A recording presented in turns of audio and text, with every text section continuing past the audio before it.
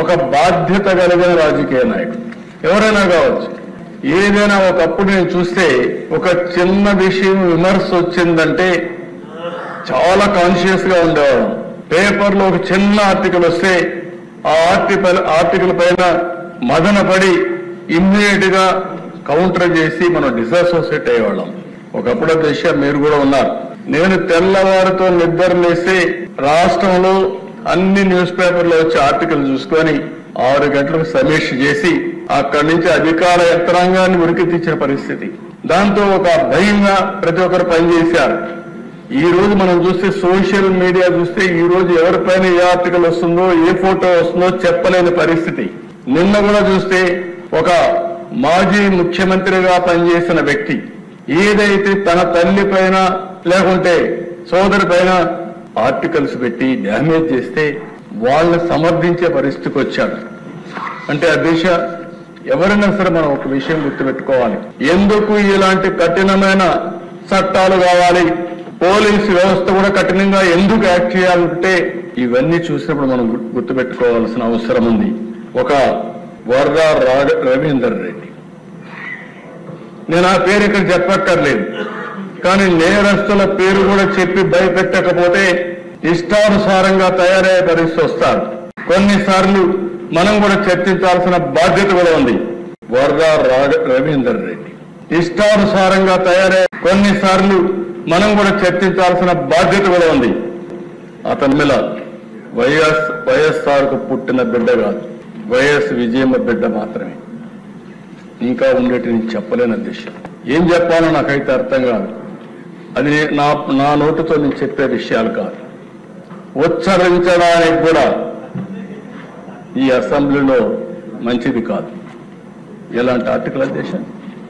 అలాంటి వాణ్ణి నిన్న మాట్లాడుతూ అతని పేరుతో వేరే వాళ్ళు పెట్టారని చెప్తారా మీరు? ఒక నాయకుడు బాధ్యత ఇది అంటే ఇంకా వెనకేసుకొస్తున్నావు. అదే షర్మిల నిన్ను కూడా చెప్తా ఉంది. ఎవరైతే ఈ రవీంద్ర రెడ్డి ఉన్నాడో ఇతను నా మీద పెట్టడంలో అవినాష్ రెడ్డి చెప్పారు, వాళ్ళ పిఏ వీళ్ళందరూ ఉన్నారు కాబట్టి అవినాష్ రెడ్డి గారిని కూడా అరెస్ట్ చేయమని వాళ్ళ సిస్టర్ డిమాండ్ చేస్తుంది. ఎవరైతే బాధితురాలు ఆవిడ డిమాండ్ చేస్తే ఈ పెద్ద మనిషి ఇప్పుడు కూడా సమర్థించుకునే పరిస్థితికి వచ్చాడు. ఒక్కరిని గురించి కాదు అధ్యక్ష, ఈరోజు ఎన్ని పోస్టర్స్ అధ్యక్ష. హోమ్ మినిస్టర్, రాష్ట్రంలో హోమ్ మినిస్టర్కే రక్షణ లేకపోతే ఎవరికి ఉంటుంది? ఒక దళిత మహిళ క్యారెక్టర్ అసాసినేషన్ అంటే రౌడీలకు కూడా భయం లేకుండా పోయింది. హోమ్ మినిస్టర్ లెక్కలేదు, డీజీపీ లెక్కలేదు, హోమ్ సెక్రటరీ లెక్కలేదు, డిప్యూటీ సీఎం అని లెక్కలేదు, ఎవరైనా లెక్కలేదు. అంటే ఏంటి విచ్చలవిడతనం? ఏమనుకుంటున్నారు మీరు? ఇంకో పక్కన చూస్తే అధ్యక్ష డిప్యూటీ సీఎం పైన ఏం చెప్పాలి అధ్యక్ష? ఇవి చూస్తే మనసు వికలమైపోతుంది, బాధ కలుగుతుంది, నిద్ర రాదు. మనం కూడా మనుషులమే అధ్యక్ష. ఓసారి ఇవన్నీ చూసినప్పుడు దేనికోసం ఇక్కడికి వచ్చాం, ఏ పరిస్థితిలో వచ్చాం, ప్రజలకు సేవ చేయాలని వచ్చి ఈ అవమానాలు పడడం ఏంటని ప్రతి ఒక్కరు కల్పించదు అధ్యక్ష. మీ మీద ఎంత చేశారు, ఇక్కడ ఉండే ప్రతి ఒక్క సభ్యుల పైన చేశారు. అంటే ఒకప్పుడు అధ్యక్ష ఒక పద్ధతి ఉండేది, ఇప్పుడు పద్ధతి లేకుండా పోయింది. ఇష్టానుసారంగా చేసే పరిస్థితికి వచ్చారు. ఇంధంలో ఉండేవాళ్ళ పైన, ఆడబిడ్డల పైన ఇష్టానుసారంగా కామెంట్లు పెట్టేయడం, ఇష్టానుసారంగా పోస్టులు పెట్టేయడం, ఆ పోస్టులు తిరిగి వాళ్ళకి మళ్ళా పంపించడం. అంటే ఎక్కడికి పోతున్నారని అడుగుతున్నా. కానీ నాకు ఒక బాధ్యత ఉంది. రాజకీయ ముసుగులో నేరస్తులు కావాలని నేరాలు చేస్తే రాజకీయ ముసుగు తీసి నేరస్తులుగా ట్రీట్ చేసి రాష్ట్రానికి రక్షణ కల్పిస్తా. లా అండ్ ఆర్డర్ మెయింటైన్ చేస్తాం. ఇష్టానుసారంగా చేయొద్దండి. మెయిన్ స్ట్రీమ్కి రండి, మెయిన్ స్ట్రీమ్ లో పనిచేయండి, ప్రజల కోసం పోటీ పడండి. మేమేమైనా తప్పులు చేసి చెప్పండి, వింటాం, సరి చేసుకుంటాం. కానీ ఇష్టానుసారంగా మీ ఇష్టంగా చేయాలంటే మాత్రం మీ ఆటలో సాగనేమని ఈ అసెంబ్లీ సాక్షిగా మరొకసారి చెప్తున్నాను అధ్యక్ష. అందుకే రౌడీల కోసరం, ల్యాండ్ గ్రాబర్స్ కోసరం, ఎవరైతే సంఘ విద్రోహ శక్తులు ఉన్నారో వారి కోసం చెప్తున్నా, ఈ 2 చట్టాలు మీ గుండెల్లో రైళ్లు పరిగెత్తే విధంగా అమలు చేస్తామని చెప్పి మరొకసారి తెలియజేసుకుంటూ, నాకు ఒకే కోరిక, నా ఆలోచన ఒకటే, రాష్ట్రంలో శాంతి భద్రతలు పరిరక్షించాలి. ఏ మారుమూల ప్రాంతంలోనే సరే ఎవరైనా తప్పు చేయాలంటే భయపడే పరిస్థితి ఉండాలి. ఎవరైనా గంజాయి తీసుకున్న తర్వాత కూడా ఏదైనా ఒక అమ్మాయి పైన అఘాయిత్యం చేయాలంటే అదే చివరి రోజునే భయమతరకు ఉండాల్సిన అవసరం ఉంది.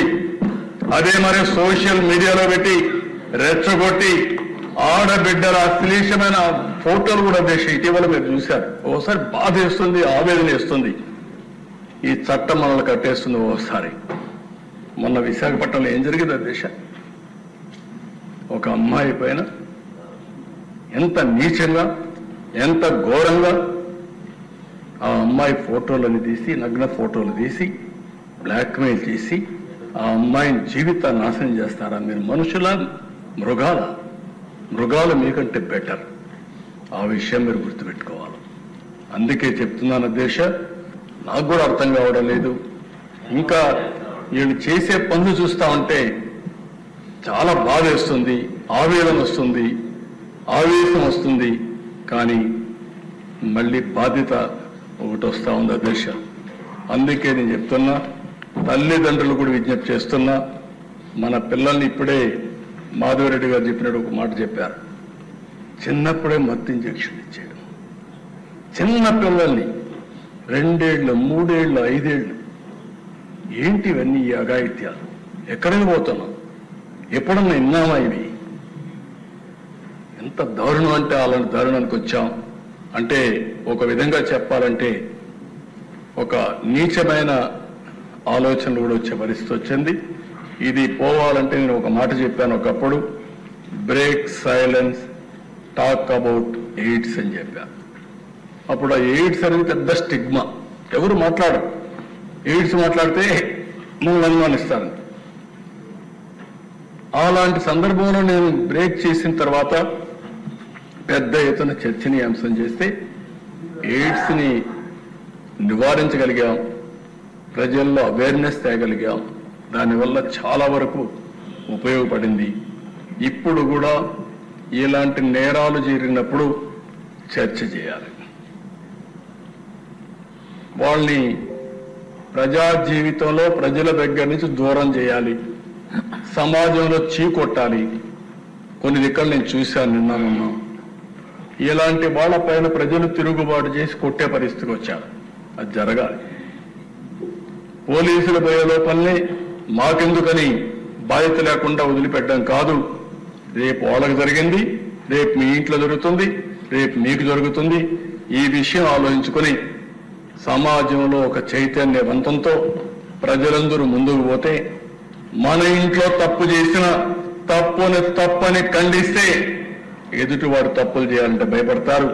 అది రావాలని కోరుకుంటున్నా. తొందరలో పెద్ద ర్యాలీ తీద్దాం. డ్రగ్స్ పైన, గంజాయి పైన, ఈ ఆడబిడ్డల పైన అత్యాచారాల పైన ఒక ర్యాలీ తీద్దాం. ప్రజా చైతన్యం తీసుకొస్తాం. ప్రతి ఒక్క స్టూడెంట్ ఆలోచించుకోవాలి, ప్రతి ఒక్క తల్లిదండ్రులు ఆలోచించుకోవాలి. మన పిల్లల్ని మనం ఎడ్యుకేట్ చేయాలి, సమాజంలో చైతన్యం తేవాలి. అల్టిమేట్ గా ఈ రాష్ట్రంలో లా అండ్ ఆర్డర్ మెయింటైన్ చేసే బాధ్యత ఈ ప్రభుత్వం తీసుకుంటుందని చెప్పి మరొకసారి తెలియజేసుకుంటూ, ఈ రోజు మళ్ళీ హామీ ఇస్తున్నా, ఇంకా కూడా నాకు తృప్తి లేదు అధ్యక్ష.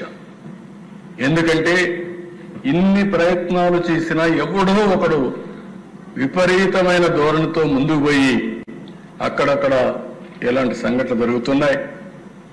ఏది ఏమైనా ఈ ప్రభుత్వానికి ఒక దృఢ సంకల్పం ఉంది. ఎట్టి పరిస్థితుల్లో లా అండ్ ఆర్డర్ కాపాడి ఆంధ్రప్రదేశ్ లో ఉండే ప్రజలు ఎవరైనా సరే మేము సేఫ్ గా ఉంటాము అనే అభిప్రాయం కలిగించే వరకు పోరాడుతూనే ఉంటాం, గట్టిగా ప్రయత్నం చేస్తామని తెలియజేసుకుంటూ ఈ ప్రభుత్వం చేసే ప్రయత్నానికి ప్రజలు పూర్తిగా అర్థం చేసుకుని సహకరించవలసిందిగా ప్రతి ఒక్కరిని కోరుకుంటూ మీకు ఒక అభినందన తెలియజేసుకుంటూ సెలవు తీసుకుంటాం. తాజాగా ఒక పేటీఎం బ్యాచ్ పెట్టుకున్నారు, ఒక ఆర్గనైజ్డ్ క్రైమ్ దిశ. ఈ రోజు మీరు చూస్తే ఒక YSR Congress party AP digital corporation government organization, ఇందులో మొత్తం వేల మనుషులను పెట్టి ఒక ఐఆర్కి తయారు చేశారు. టాప్ ట్రాన్స్మిటర్స్ సెకండ్ లెవెల్, అక్కడి నుంచి third level Jagan connectivity connects, Jagan connects, third అక్కడి నుంచి మునుగళ్ళ హరీశ్వరెడ్డి, మిగిలిన వాళ్ళైతే అనఫిషియల్, అక్కడి నుంచి వేరియస్ బ్రాంచెస్ చేసేసుకుని వీళ్ళ అడ్రస్లన్నీ కూడా తెలియకుండా ఎక్కడికక్కడ ఇష్టానుసారంగా ఎక్కడెక్కడో కూర్చొని ప్రపంచం మొత్తం పేర్లన్నీ కూడా ఎక్కడికక్కడ షీల్డ్ చేసేసి, అడ్రస్లు షీల్డ్ చేసి ఇష్టానుసారంగా సోషల్ మీడియా వాడే పరిస్థితికి వచ్చారు అధ్యక్ష. అంటే వీళ్ళు అనుకుంటున్నారు, ఒకటే అనుకున్నారు అధ్యక్ష, మేము చాలా తెలివైన వాళ్ళని. ఈరోజు చెప్తున్నా, ఇలాంటి చాలా చూసా. భవిష్యత్తులో ఎవరైనా సరే ఆడబిడ్డల జోలుకొస్తే ఒకటే హెచ్చరిస్తున్నా, ఏం చేయాలో చేసి చూపిస్తాం. అందుకే పటిష్టమైన చట్టాలను కూడా తీసుకొచ్చాం. ఆ చట్టాల ద్వారా అవసరమైతే ఇంకా అధ్యయనం చేస్తాం. ప్రపంచం మొత్తం కూడా అధ్యయనం చేసిన తర్వాత ఇంకా పటిష్టమైన చట్టాలు తీసుకొచ్చి నేరస్తుల గుండెల్లో రైళ్లు పరిగెత్తించే విధంగా ఇక్కడ లా అండ్ ఆర్డర్ మెయింటైన్ చేస్తామని చెప్పి కూడా నేను మీకు తెలియజేస్తున్నాను. యాంటీ డ్రగ్స్ క్యాంపెయిన్ కోసం ఒక పేరు కూడా పెట్టాం, ఈగల్ అనే పేరు పెట్టాం. Elite anti narcotics group for law enforcement అనే పేరు పెట్టి, అంటే ఎక్కడైతే డేగ కన్ను రాష్ట్రం మొత్తం ఉంటుంది, ఎవడు ఎక్కడ తప్పు చేయాలన్నా ఖబర్దార్ జాగ్రత్తగా ఉండండి.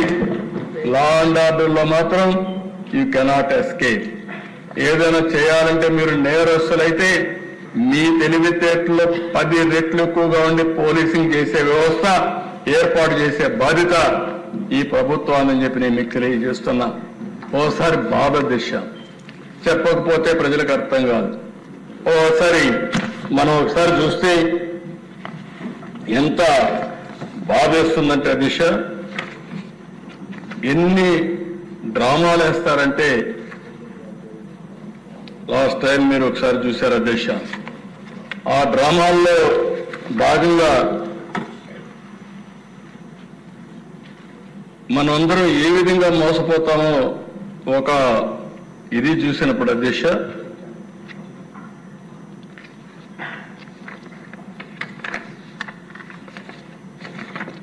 వివేకానంద రెడ్డి రాష్ట్రంలో ఉండేవాళ్ళకు ఇక్కడ ఉండేవాడు కూడా అర్థం కావాలి, నేనే ముఖ్యమంత్రి. నిద్ర లేచా,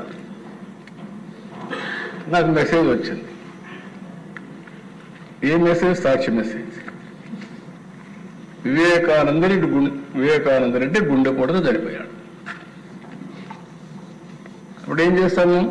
గుండెపోటుతో అనే cosa నాకు కూడా అనిపించింది, పాపం నేను కూడా క్యారీ అయిపోయాను. అన్నిటి గుండెపోటుతో అనుకున్నాం. ఒక అర్ధగంట అయింది, గంట అయింది, మా ఆఫీసర్ కూడా కన్ఫర్మ్ చేశారు ఆయన గుండెపోటుతో చనిపోయాడని. పోలీసు వ్యవస్థ మొత్తం నాకు ఆ మాటే చెప్పారు, నేను కూడా నమ్మా. మధ్యాహ్నం పైన ఒక్కొక్కసారి తప్పులు చేసినప్పుడు మనకు అనుమానాలు రాకుండా పోవడానికి కారణం మనం అదర్ ఇష్యూస్లో బిజీగా ఉండడం, నార్మల్గా నమ్మే మనస్తత్వం ఉండడం, అలాంటి దొంగ తెలివితేటలు లేకుండా పోవడం. మూడవది, మధ్యాహ్నం ఏందో దిశ ఎలక్షన్ టైం, అందరికి హెలికాప్టర్లు ఉన్నాయి, ఫ్లైట్లు ఉన్నాయి. ఎవరైతే సొంత బాధాయి అనిపోతే రావాలి, రాలేదు, తీరిగ్గా రోడ్డు మీద వచ్చారు. అక్కడ ఉండే వ్యక్తి ఎవరైతే ఉన్నారో తెల్లవారి నుంచి పోలీసులు చెప్పేశారు ఏం అవసరం లేదు, పోలీసే అవసరం లేదు, అన్ని బాగున్నాయని. అక్కడ పోలీస్ ఆఫీసర్ ఎవరు సిఐ ఉన్నాడో ఆ సిఐని మేనేజ్ చేసేశారు. ఆయన విట్నెస్ అక్కడ అన్నిటికీ. రూమ్ క్లీన్ చేశారు, బాత్రూమ్ క్లీన్ చేశారు, బాక్స్ తెప్పించారు, బాడీ పెట్టారు, ఫ్యూనరల్ కూడా రెడీ చేసుకున్నారు. ఆ సమయంలో కూతురు అడిగింది ఆ దేశ పోస్ట్ మార్టం చేయాలి. అదే అనుకుంటాను నేను, అది క్లారిఫై చేసుకోవాలి. అప్పుడు పోస్ట్ మార్టం పంపిస్తే నెత్తి మీద గొడ్డలి దెబ్బలు మీరు చూస్తే బ్రెయిన్ అంతా కూడా ముక్కలు ముక్కలైంది. ఆ రిపోర్ట్ వచ్చిన తర్వాత ఎవరైతే వాళ్ళ పార్టీ స్పోక్స్ మెన్ కూడా గుండెపోటుతో చనిపోయారని Vijayasai Reddy morning press conference పెడతాడు. సాయంత్రానికి వచ్చిన తర్వాత డ్రామాలు ఆడేస్తాడు. మా నాన్న చనిపోయాడు, ఒకే బాబాయ్ ఉన్నాడు, బాబాయ్ని కూడా చనిపోయాడు. నెక్స్ట్ డే సాక్షి పేపర్లో నారాసుర రక్త చరిత్ర. కానీ ఇమేజిన్ ఉద్దేశం ఎవరిని అడుగుతున్నా, మీరు నేను చేయగలుగుతామా ఈ పనులు అడుగుతున్నా మిమ్మల్ని. ఎవరికైనా సాధ్యమని అడుగుతున్నా. మనకు ఒక మనస్సు ఉంది, మనస్సాక్షి ఉంది, ఆ మనస్సు ఘోషిస్తుంది. వీళ్ళకి మాత్రం అది లేదు. అలాంటి ఒకటే కాదు, మొన్నే మీరు చూశారు కోడికత్తి. ఆడు పాపం ఏడుస్తున్నాడు ఇప్పుడు కూడా. వాడు చెప్పాడు దేశ అతను ఆ కోడికత్తి అయితే చెప్పాడు, మీ జిల్లాలో జరిగింది అని చాలా స్పష్టంగా చెప్పాడు. నేను అభిమాన్ని, ఆయనకేదో సింపతి రావడం నేను డ్రామా చేశానంటే కడాన అతన్ని శాశ్వతంగా జైల్లో పెట్టే పరిస్థితికి వచ్చారు. రెండో దిశ అదే మరి ఇంకొక పక్కన మీరు చూస్తే ఇక్కడ గులకరాయి. ఎలక్షన్ ముందు నాకు నేను హైదరాబాద్ పోయాను అన్ని చూసుకొని పోతూ ఉంటే మా వాళ్ళు ఏం చేయాలి సార్ అంటారు. అంటే సింపతి వచ్చేస్తుంది ఎలక్షన్ ముందు. ఏంటి డ్రామాలు ఏంటి? నా జీవితంలో చాలా మంది రాజకీయ నాయకులతో నేను పోరాడాను, కానీ ఇలాంటి రాజకీయాలు నేను ఎప్పుడు చూడలేదు. ఇప్పుడు నాకు కొత్త.